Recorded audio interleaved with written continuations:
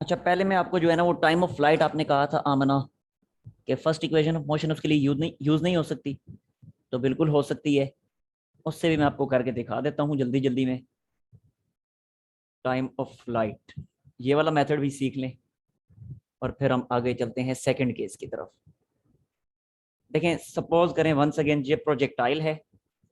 यहाँ से इसको लॉन्च किया, अगर यहाँ पे आके इसने हिट किया, this is point of projection and this is target point. ठीक हो गया। अच्छा, अब अगर हम first equation of motion use करना चाहते हैं ना, तो उसके लिए फिर हमें क्या करना पड़ेगा। ये जो इसके पाथ का फर्स्ट हाफ बनता है, ये इतना फर्स्ट हाफ है, यानी पॉइंट ऑफ प्रोजेक्शन से लेके हाईएस्ट पॉइंट तक का जो डिस्टेंस है, पहले इसको हम कंसिडर करेंगे। इसके बाद जो सेकंड हाफ जो है वो, क्योंकि फर्स्ट हाफ की मोशन और सेकंड हाफ की मोशन ये आपस में सिमेट्रिक मोशंस हैं, तो फर्स्ट हाफ की मोशन के लिए जो रिजल्ट आएगा सेम रिजल्ट सेकंड हाफ की मोशन के लिए भी होगा। दोनों को कंबाइन कर लेंगे, टोटल टाइम ऑफ फ्लाइट हमारे पास आ जाएगा। तो देखें, पहले फर्स्ट हाफ की तरफ देखें। फर्स्ट हाफ में ये वेलोसिटी अगर इस डायरेक्शन में इनिशियल वेलोसिटी, तो डेफिनेटली इसके दो कंपोनेंट्स हैं। एक इधर वाला कंपोनेंट है जिसको हम कहते हैं वी आई एक्स, और एक जो वर्टिकल कंपोनेंट है जो कि होता है वी आई वाई। और ये कल ही मैं आपको बता चुका था कि टाइम ऑफ फ्लाइट वो टाइम होता है कि जितनी देर तक वाई एक्सिस के अलोंग प्रोजेक्टाइल का डिस्टेंस नॉन जीरो रहता है। वाई एक्सिस के अलोंग जितनी देर तक डिस्टेंस नॉन जीरो रहता है। तो क्योंकि वाई एक्सिस का यहाँ पे जिक्र हो रहा है, इसलिए जो वेलोसिटीज हम लेंगे वो वाई एक्सिस के अलोंग की वेलोसिटीज लेंगे। तो देखें, वी आई वाई जो है वो क्या होता है, वो होता है वी आई साइन थीटा, यानी इनिशियल वेलोसिटी का वाई कंपोनेंट ये है वी आई साइन थीटा। इसी तरह जब हाईएस्ट पॉइंट पे पहुंच जाएगा, जब हाईएस्ट पॉइंट पे पहुंचेगा, और हाईएस्ट पॉइंट उस केस में हमारा फाइनल पॉइंट होगा, ये जो पॉइंट होगा ये पॉइंट होगा हमारा फाइनल पॉइंट, क्योंकि हम सिर्फ फर्स्ट हाफ की मोशन को डिस्कस कर रहे हैं। ठीक है। कल तो मैंने एक ही दफा पूरी इस मोशन को डिस्कस करके इकट्ठा ही मैंने कर दिया था, डायरेक्टली टाइम ऑफ फ्लाइट का फार्मूला निकाल दिया था। लेकिन इस दफा फर्स्ट हाफ की मोशन के लिए अलग टाइम फाइंड करूंगा, सेकंड हाफ की मोशन के लिए अलग टाइम फाइंड करूंगा। जो टोटल टाइम बनेगा वही हमारा टाइम ऑफ फ्लाइट होगा। तो अभी फर्स्ट हाफ की मोशन को डिस्कस कर रहा हूं, इसलिए हाईएस्ट पॉइंट जो है ये मेरा फाइनल पॉइंट है। और जब हाईएस्ट पॉइंट मेरा फाइनल पॉइंट है, तो हाईएस्ट पॉइंट पे फाइनल वेलोसिटी फिर क्या आ जाएगी, हाईएस्ट पॉइंट की फाइनल वेलोसिटी हो जाएगी जीरो, यानी फाइनल वेलोसिटी का वाई कंपोनेंट, फाइनल वेलोसिटी का वाई कंपोनेंट हो जाएगा जीरो। ठीक हो गया। टाइम हमने फाइंड करना है जिसको टाइम ऑफ फ्लाइट कहा गया, तो टी को मैं कैपिटल टी के इक्वल ले लेता हूं। और एक्सलेरेशन क्या होगा, वंस अगेन एक्सलेरेशन होगा माइनस जी। ठीक है। तो अब हम टाइम फाइंड करते हैं फर्स्ट हाफ का। तो फर्स्ट हाफ का टाइम फाइंड करने के लिए अब मैं यूज कर लेता हूं फर्स्ट इक्वेशन ऑफ मोशन। तो फर्स्ट इक्वेशन ऑफ मोशन के मुताबिक वंस अगेन क्या थी फर्स्ट इक्वेशन ऑफ मोशन, वो थी V F is equal to V I plus A T. लेकिन क्योंकि यहाँ पे तमाम की तमाम मोशंस, तमाम के तमाम पैरामीटर्स वाई एक्सिस के अलोंग वाले यूज कर रहे हैं, इसलिए इसको मॉडिफाई करके लिखें V F Y is equal to V I Y plus A T. अब वैल्यूज पुट करें, वी एफ वाई की वैल्यू क्या है, वो है जीरो। वी आई वाई की वैल्यू क्या है, वो है वी आई साइन थीटा। इसी तरह ए की वैल्यू क्या है, माइनस जी। और टी जो है वो टाइम ऑफ फ्लाइट है, तो टाइम ऑफ फ्लाइट को कैपिटल टी, अभी सॉरी ये हाफ टाइम ऑफ फ्लाइट है, ये हाफ टाइम ऑफ फ्लाइट है, इसको ऐसे ही रहने दें। जो पूरा टाइम ऑफ फ्लाइट होता है उसको कैपिटल टी से डिनोट किया जाता है, तो ये इसको मैं ऐसे ही लिख देता हूँ जी टी। ठीक हो गया। अब यहां से टी की वैल्यू अगर मैं सेपरेट करता हूं, तो ये सेपरेट करनी आपको आती है, ये क्या होगी, ये होगी V I sine theta divided by g, divided by g. ये मेरे पास फर्स्ट हाफ का टाइम आया, यानी इस वाले हाफ का, इसको मैं टी वन कह देता हूँ। सेकेंड हाफ के टाइम को मैं टी टू कह देता हूँ। तो अभी फर्स्ट हाफ का टाइम फाइंड किया, तो T is equal to T one, यहाँ पे भी टी वन, यहाँ भी टी वन। अब मुझे टोटल टाइम चाहिए, या जिसको टाइम ऑफ फ्लाइट कहा जाएगा, तो टाइम ऑफ फ्लाइट क्या बनेगा, टाइम ऑफ फ्लाइट बनेगा इन दोनों टाइम्स का सम। और ये दोनों टाइम्स इक्वल होंगे, क्यों, क्योंकि दोनों मोशंस, फर्स्ट हाफ की मोशन और सेकंड हाफ की मोशन सिमेट्रिक मोशंस हैं, एक जैसी मोशंस हैं, इसलिए दोनों के टाइम सेम होंगे। तो टी की वैल्यू फिर क्या आई, टी वन फाइंड किया V I sine theta by g. इसी तरह टी टू भी तो यही होगा, वो भी होगा V I sine theta by g. अब इनका एलसीएम लेके इनको ऐड करें, तो आपके पास फाइनल आंसर आ जाएगा two V I sine theta by g. और सेम आंसर हमने जो फाइंड किया था कल भी यही आंसर था। ठीक हो गया। हाँ जी, आगे समझ अब। सर सिमेट्रिक का नहीं समझ आया, क्या सिमेट्रिक सिमेट्रिक कहते हैं कैसे एक है जैसा, ये? एक जैसा। जैसे देखें ये सर्कल है ना, ये सर्कल है। अब सर्कल का मैं कोई सा भी डायामीटर ड्रॉ करूं, ये डायामीटर मैंने ड्रॉ कर दिया, तो अब ये डायामीटर के दोनों साइडों पे सर्कल सिमेट्रिक है, यानी एक जैसा है, साइज में भी एक जैसा है, शेप में भी एक जैसा है।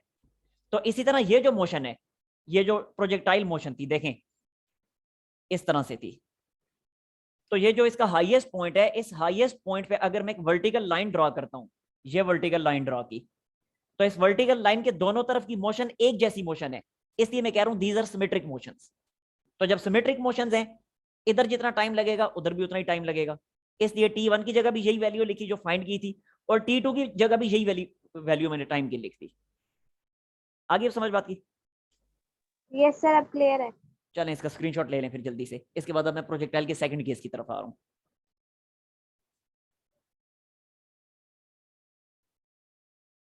Sir done. ओके, मैं साफ कर रहा हूं फिर। अब हम आते हैं प्रोजेक्टाइल के सेकंड केस की तरफ। अच्छा, वैसे तरतीब के लिहाज से जो है ना, ये जो मैं अभी करवाने लगूं ये फर्स्ट केस है, और जो करवा दिए वो सेकंड केस है।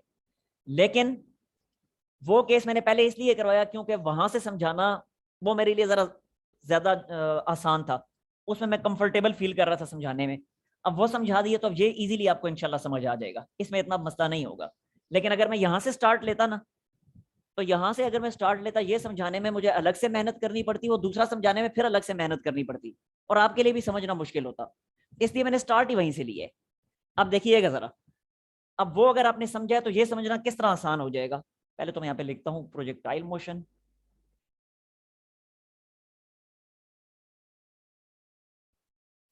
And now we are discussing case 2, जो कि बुक के मुताबिक केस 1 है, लेकिन अब मेरा ये केस 2 है। अब जरा देखिएगा कितना आसान हो गया काम। जो केस 1 हमने पढ़ा था, केस 1 में प्रोजेक्टाइल मोशन इस तरह की थी, ऐसे। अब जो केस 2 है, इसमें प्रोजेक्टाइल मोशन इस तरह की है, देखिएगा जरा, इस तरह से। मतलब क्या? मतलब ये कि अब हम स्टार्ट ही इस वाले पॉइंट से लेंगे, जो फर्स्ट हाफ है उसको अब हम इग्नोर कर रहे हैं और सेकंड हाफ से स्टार्ट ले रहे हैं। यानी अब हम ये सपोज कर रहे हैं कि हमने प्रोजेक्टाइल को इस पॉइंट से हॉरिजॉन्टली हिट किया है, तो जब इस पॉइंट से प्रोजेक्टाइल हिट होगा, तो ये जो सेकंड हाफ है वो देखें यही तो बनता है, और इसी को तो केस 2 अब कहा हुआ है हमने। ठीक हो गया? अच्छा, आप जरा देखिएगा फिर, जब इस पॉइंट से प्रोजेक्टाइल को मैं हिट करूंगा हॉरिजॉन्टली, यहां पे अब मैं अलग से डायग्राम ड्रॉ करता हूं। Once again, this is our X axis and this is our Y axis. ठीक है?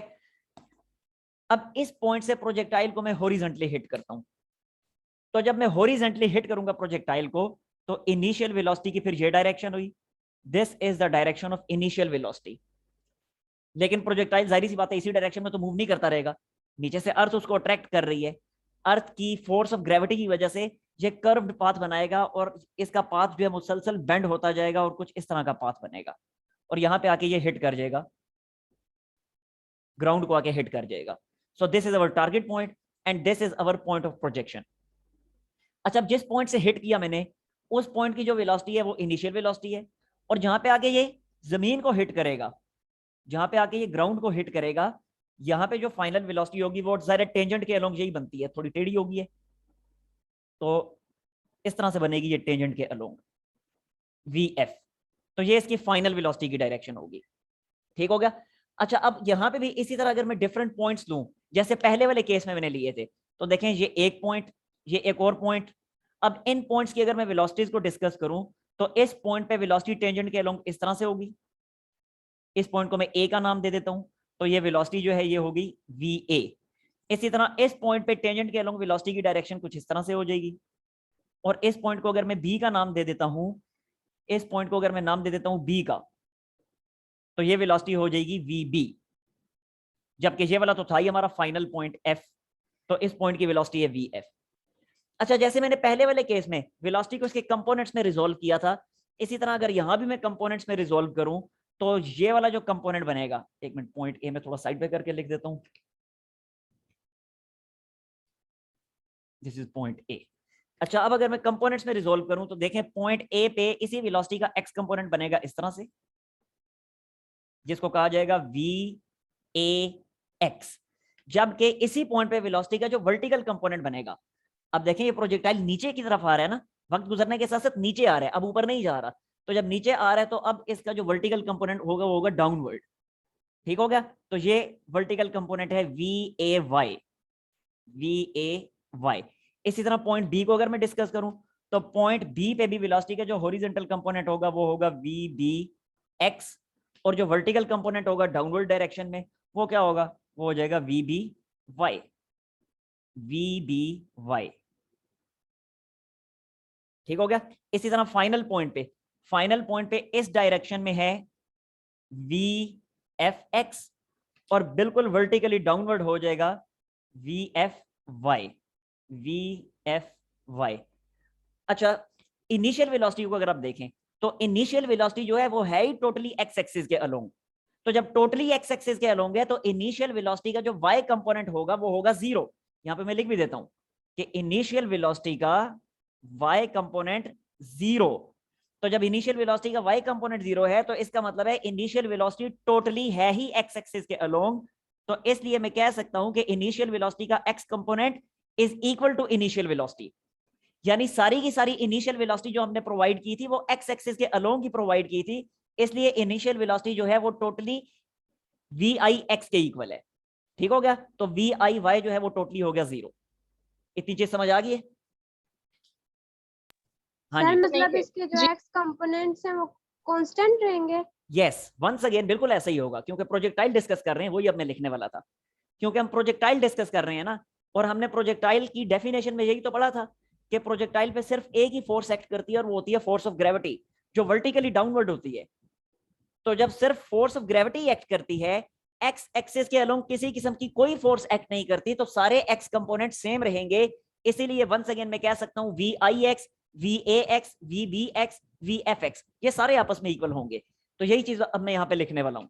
ये मैंने लिखा, now V I X is equal to V A X is equal to V B X is equal to V F X, यानी सारे ही x components आपस में equal हैं। और एक और मजे की बात देखिएगा, ये सारे के सारे एक्स कंपोनेंट्स जो हैं ये उसी इनिशियल वेलोसिटी के इक्वल हैं जो इनिशियल वेलोसिटी हमने स्टार्ट में प्रोवाइड की थी इसको। ठीक है? क्यों? क्योंकि देखें ये सारे के सारे वी आई एक्स के इक्वल है ना।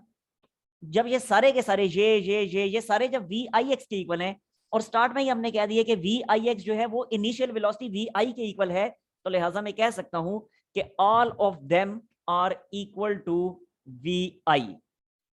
यानी जितनी इनिशियल वेलोसिटी मैंने प्रोवाइड की थी वही इनिशियल वेलोसिटी तमाम पॉइंट्स के एक्स कंपोनेंट्स के इक्वल है। जी, ये बात समझ आई आपको? जी सर, जी सर। ओके, अच्छा, अब ये तो हमें पता चल गया कि इनिशियल वेलोसिटी का एक्स कंपोनेंट और फाइनल वेलोसिटी का एक्स कंपोनेंट सेम है। अब हम वाई कंपोनेंट्स की तरफ आते हैं और देखते हैं कि वाई कंपोनेंट्स का क्या बिहेवियर है। तो देखते हैं वाई कंपोनेंट्स का क्या बिहेवियर है। तो देखिएगा वंस अगेन, क्योंकि फोर्स वर्टिकली डाउनवर्ड एक्ट कर रही है, फोर्स ऑफ ग्रेविटी जो है, तो जब force of gravity vertically downward act कर रही है तो हर पॉइंट पे वाई कंपोनेंट की डिफरेंट वैल्यू होगी। यहां पे वाई कंपोनेंट बिल्कुल 0 था, देखें इस पॉइंट पे वाई कंपोनेंट 0 था क्योंकि सारी की सारी वेलोसिटी एक्स एक्सिस के अलोंग थी, तो यहां पे वाई कंपोनेंट था 0। लेकिन जब हम इस पॉइंट ए पे आएंगे तो अब वी ए वाई जो है, यानी पॉइंट ए पे वेलोसिटी का वाई कंपोनेंट वो इनिशियल वेलोसिटी के वाई कंपोनेंट से ज्यादा हो चुका है।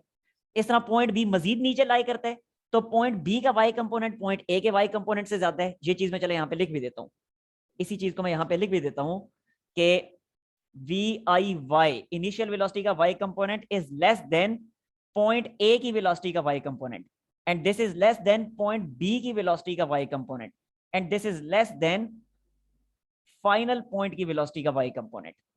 यानी जैसे जैसे प्रोजेक्टाइल नीचे की तरफ आ रहा है वैसे वैसे वाई कंपोनेंट में, वेलोसिटी के वाई कंपोनेंट में इजाफा होता चला जा रहा है। समझ आ गई है? तो अब जब वेलोसिटी के वाई कंपोनेंट में इजाफा होता चला जा रहा है तो अब फाइनल वेलोसिटी का वाई कंपोनेंट फिर हम कैसे फाइंड करेंगे? फाइनल वेलोसिटी का एक्स कंपोनेंट तो पता चल गया, वो तो है ही इनिशियल वेलोसिटी के इक्वल। अब फाइनल वेलोसिटी का वाई कंपोनेंट कैसे फाइंड करेंगे? तो देखें वंस अगेन, फाइनल वेलोसिटी का वाई कंपोनेंट फाइंड करने के लिए हम एक दफा फिर इक्वेशन ऑफ मोशन का सहारा लेंगे, इक्वेशंस ऑफ मोशन का सहारा लेंगे। उसके लिए जरा देखिएगा एक्सेलरेशन की यहाँ पे क्या वैल्यू है।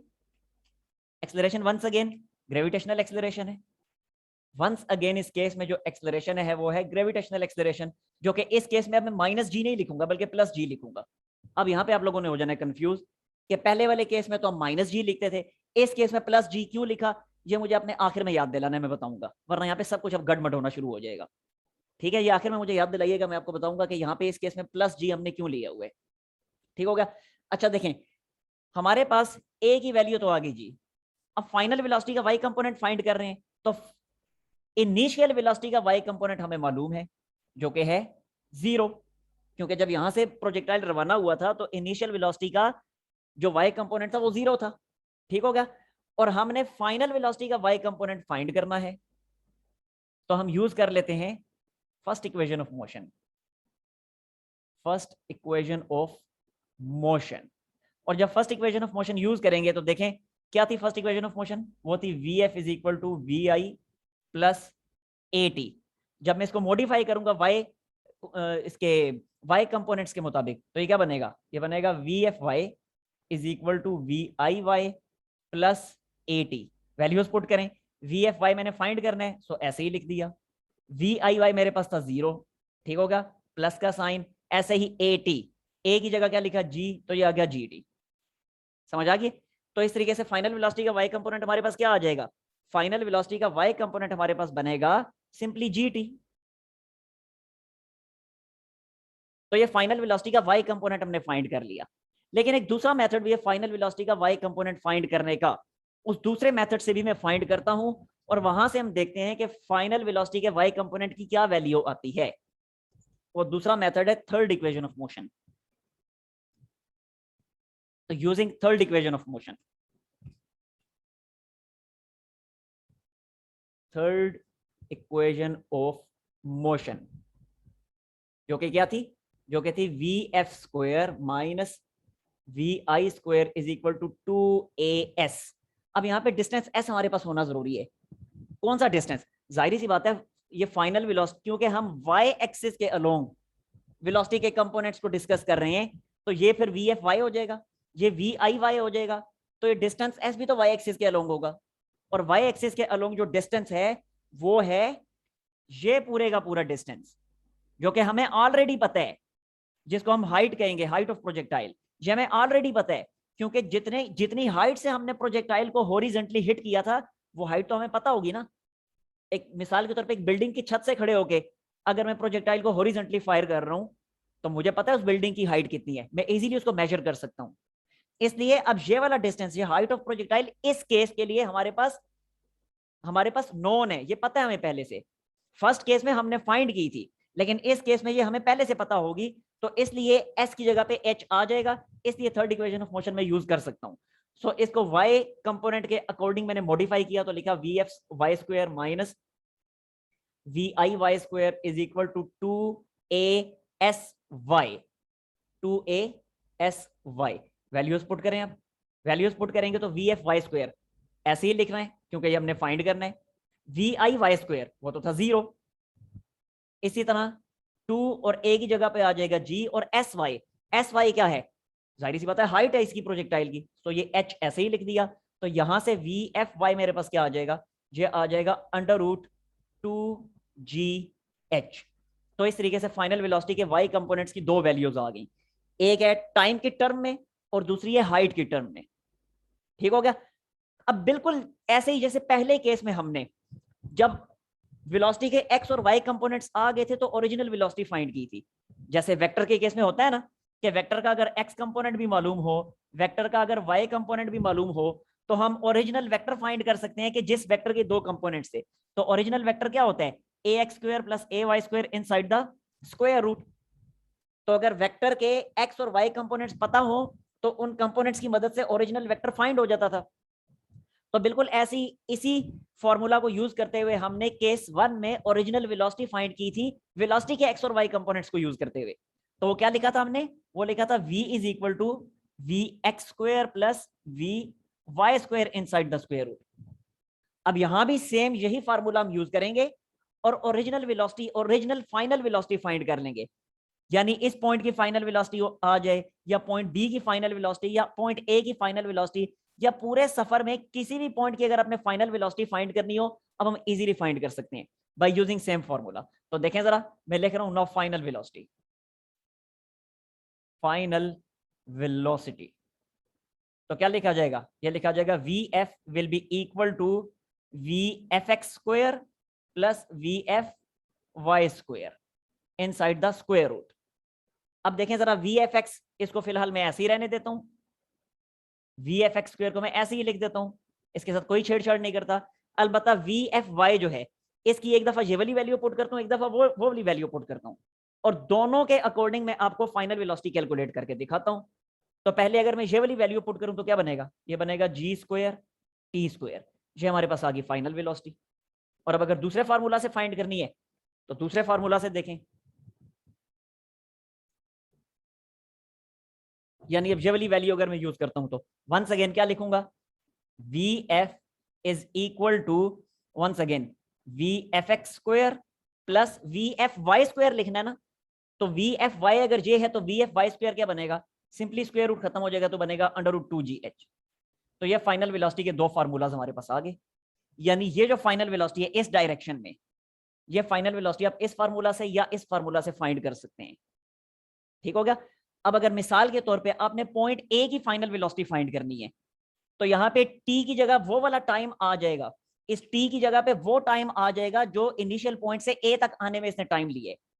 इसी तरह पॉइंट बी की फाइनल वेलोसिटी फाइंड करनी है तो इस टी की जगह पे वो टाइम आ जाएगा जो इनिशियल पॉइंट से बी तक आने में लिए।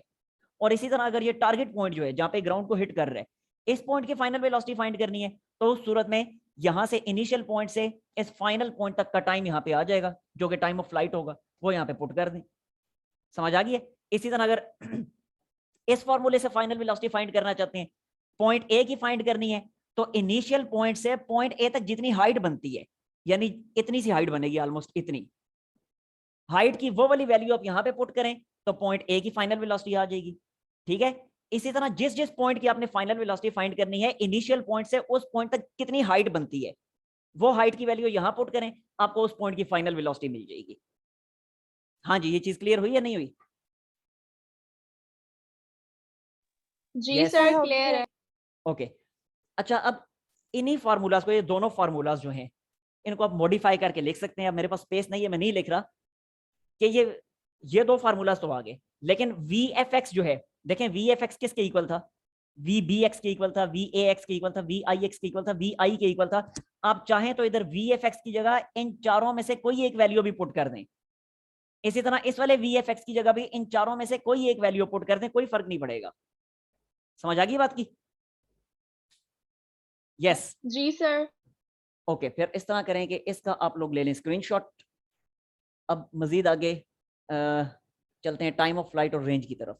हाइट इस केस में फाइंड नहीं करनी पड़ेगी क्योंकि हाइट तो पहले से ही नॉन है, वो तो पहले ही हमें पता है, इसलिए हाइट अब हमें अलग से फाइंड नहीं करनी पड़ेगी। हमने अब सिर्फ फाइंड करनी है रेंज और टाइम ऑफ फ्लाइट। तो स्क्रीनशॉट लें जल्दी से। Sir done. ओके।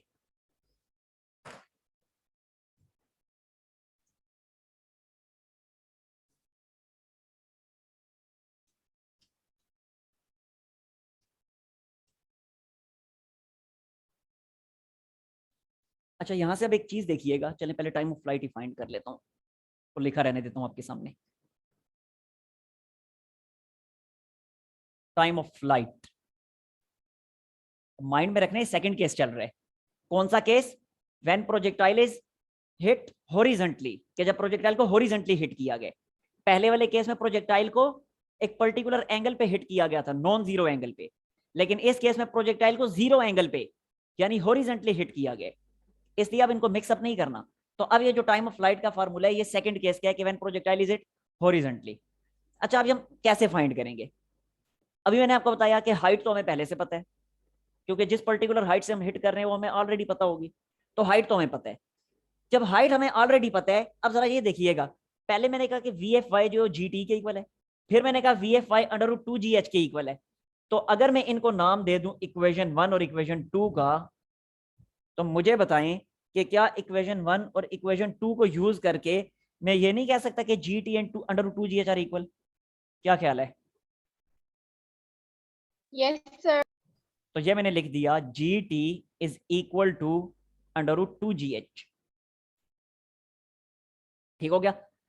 तो इस केस में अब ये टाइम जो है, जब ये h टोटल हाइट है, यानी पॉइंट ऑफ प्रोजेक्शन से लेके टारगेट पॉइंट तक की अगर हाइट h है, तो उस केस में ऑटोमेटिकली ये t जो है ये टाइम ऑफ फ्लाइट बन जाएगा। ये मैं लिख भी देता हूं, if h is total height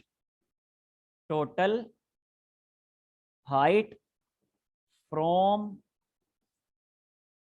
point of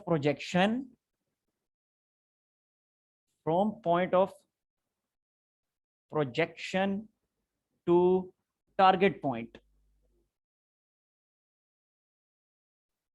तो इस केस में ऑटोमेटिकली टी किसके इक्वल आ जाएगा? टी आ जाएगा टाइम ऑफ फ्लाइट के इक्वल, कैपिटल टी के इक्वल।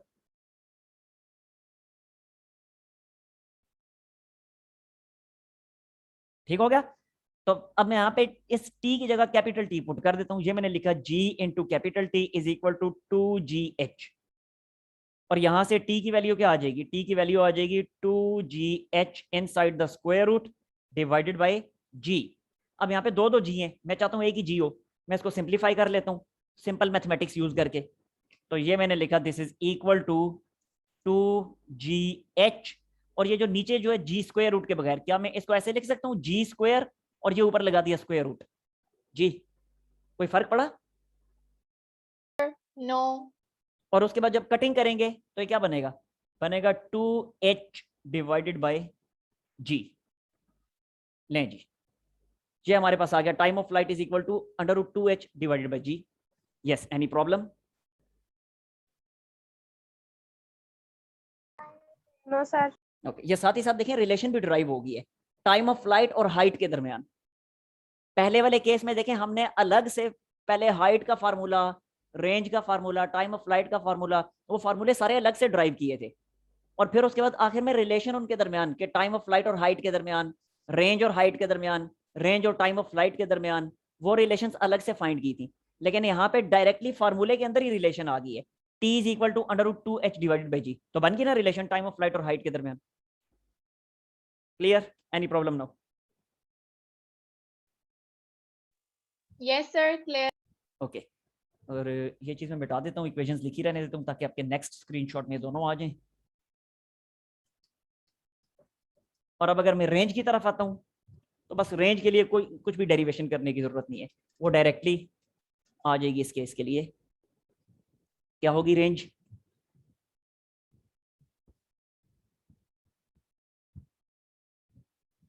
Range of projectile. तो देखें रेंज क्या होगी, जाहिर सी बात है range will be equal to, once again अगर ये प्रोजेक्टाइल था हमारा लाइक दिस, ऐसे, तो ये जो टोटल टाइम लिया उसने यहां से लेके यहां तक आने में, ये टाइम क्या होगा? ये टाइम होगा टाइम ऑफ फ्लाइट। और इस पॉइंट से जब हमने इसको हिट किया तो ये वेलोसिटी का एक्स कंपोनेंट, इसी तरह इस पॉइंट पे फाइनल वेलोसिटी का एक्स कंपोनेंट इसी डायरेक्शन में होगा, फाइनल वेलोसिटी का एक्स कंपोनेंट। और हमें पता है कि दोनों एक्स कंपोनेंट सेम होते हैं, तो जब दोनों एक्स कंपोनेंट सेम होते हैं तो वंस अगेन कल मैंने आपको बताया था वो formula S is equal to V multiply T। इस फार्मूले से हम डिस्टेंस फाइंड कर सकते हैं जब वेलोसिटी यूनिफॉर्म हो। तो जाहिर सी बात है ये दोनों वेलोसिटी के एक्स कंपोनेंट्स, इनकी वैल्यू सेम है, तो एक्स कंपोनेंट यूनिफॉर्म हुआ। तो जब एक्स कंपोनेंट यूनिफॉर्म हुआ तो वंस अगेन इसी फार्मूले से मैं रेंज फाइंड कर रहा हूँ। सो एस की जगह पे मैंने लिखा और रेंज, और इसी तरह वी की जगह पे क्या लिखूंगा? वी की जगह पे लिखूंगा VIX, और टी की जगह पे क्या आ जाएगा? टी की जगह पे आ जाएगा टाइम ऑफ फ्लाइट। ठीक है? क्यों एक्स कंपोनेंट की टर्म में क्यों लिखा? क्योंकि जाहिर सी बात है कि ये हॉरिजॉन्टल डिस्टेंस कवर करवाने के लिए वेलोसिटी का एक्स कंपोनेंट ही रिस्पॉन्सिबल होता है, इसलिए रेंज के लिए मैंने फिर VIX लिखा, वेलोसिटी का एक्स कंपोनेंट लिखा। तो यहाँ पे देख लें रेंज और टाइम ऑफ फ्लाइट ये फिर एक दफा आपस में रिलेट हो गए, कुछ भी हमें करने की जरूरत नहीं पड़ी। Clear? Yes, any problem? Yes, अच्छा, एक और चीज देखिएगा, sir. एक Clear मिनट, है. एक और चीज देखिएगा, इसको मैं ऐसे भी लिख सकता हूँ R is equal to VIX, इसको मैं ऐसे भी लिख सकता हूँ VFX। क्या ख्याल है? इनटू टी, कोई फर्क पड़ेगा? No sir. No. अच्छा, इसको मैं ऐसे भी लिख सकता हूँ R is equal to VI into T, कोई फर्क पड़ेगा? V I X No. नहीं, सिंपली वी आई लिखा है, बताएं कैसे? सर क्योंकि हमने कहा था कि जो VFX है या VIX या ये हमारे पास इनिशियल वेलोसिटी के इक्वल है, Yes. क्योंकि जो हमने उन्हें प्रोवाइड की थी स्टार्टिंग।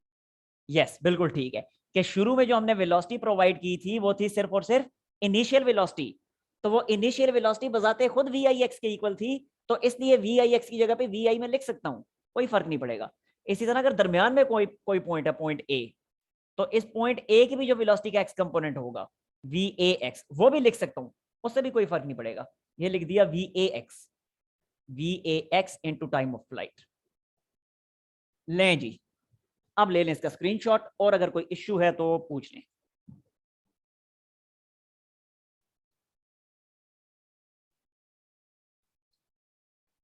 में इनिशियल वेलोसिटी। यस सर, ले जी, किसी को अब कोई मसला इस टॉपिक में? लिया है।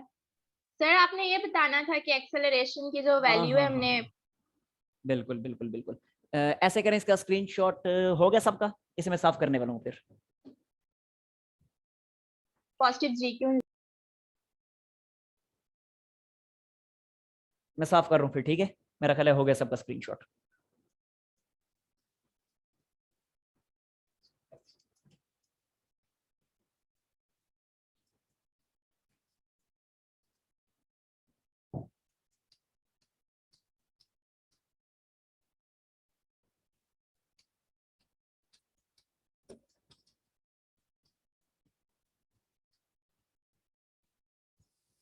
अच्छा देखें जी, मैंने आपको बताया था कि केस 1 जो था, ये वाला जो केस था, इस तरह से, इस केस 1 में हमने एक्सेलरेशन लिया था -g, ठीक है? ये था केस 1, जो कि बुक की तरतीब के मुताबिक केस 2 है, लेकिन मैंने इसको केस 1 कहा हुआ है। यहाँ पे मैंने एक्सेलरेशन लिया था -g, और इसकी वजह भी मैंने आपको वहीं पे बताई थी कि जाहिर सी बात है ये पूरे का पूरा है एक्स एक्सिस और ये पूरा वाई एक्सिस है। अब यहाँ जो हमारी मोशन है वो थी पॉजिटिव एक्स एक्सिस में, पॉजिटिव वाई एक्सिस में, क्योंकि एक्स एक्सिस से नीचे जो है वो नेगेटिव वाई एक्सिस स्टार्ट हो जाता है।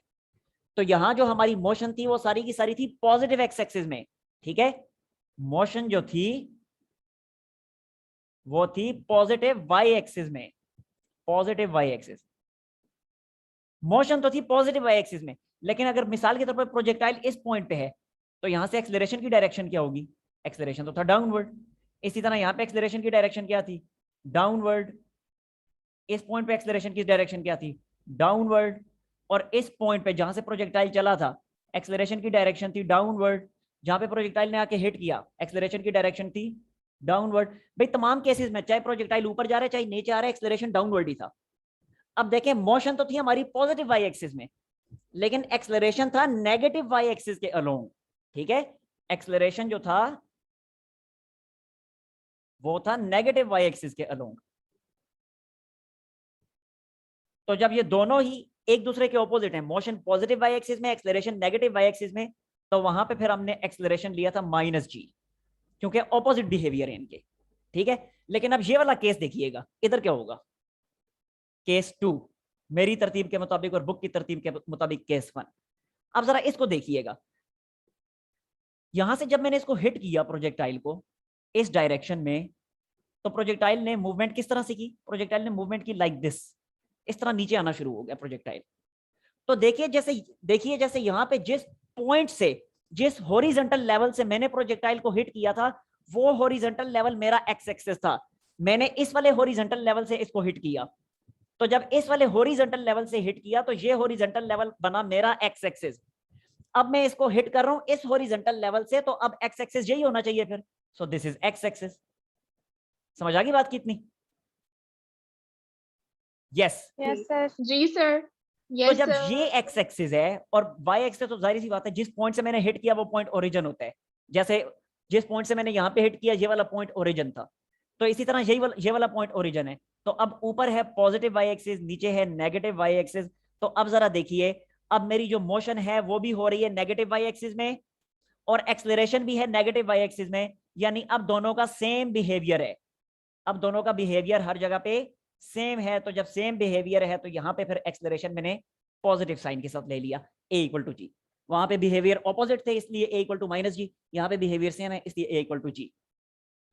अब आपके जहन में शायद आ रहा हो कि अभी तो सर ने एक्स एक्सिस ऐसे ड्रा किया था और यहां से इसको हिट किया था और वो नीचे की तरफ आ रहा था, तो यहाँ पे तो ये पॉजिटिव वाई एक्सिस में थी मोशन, तो भाई वो मैंने आपको समझाने के लिए ली थी।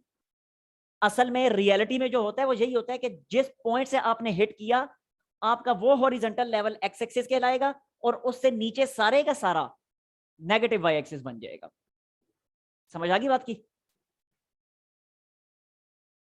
जी सर। हाँ, तो इस तरह जब भी कोई बॉडी अपने हॉरिजॉन्टल लेवल से नीचे जा रही होती है ना, तो उसकी जो हाइट होती है असल में वो हाइट नहीं होती, उसको हम डेप्थ कहते हैं। तो ये सेकंड केस में जो जहां जहां पे एच लिखा है वो एच असल में हाइट नहीं है, वो एच असल में डेप्थ है। फर्स्ट केस में क्योंकि अपने हॉरिजॉन्टल लेवल से वो ऊपर जा रहा था इसलिए वहां पे वो हाइट थी, लेकिन सेकंड केस में अपने हॉरिजॉन्टल लेवल से नीचे आ रहे इसलिए अब ये डेप्थ है। लेकिन आपकी बुक में इसको हाइट ही कहा हुआ है, आपने इसको हाइट ही चलाना है। जब आप एक स्टेप आगे जाएंगे, यानी अब आगे बीएस लेवल पे जाएंगे, तो वहां पे आप इसको डेप्थ कहा करेंगे। ये मैंने बताना था, बता दिया। ठीक है जी, क्लियर हो गया अब ये सारा? जी सर, सब क्लियर है। चलें फिर ले लें स्क्रीनशॉट।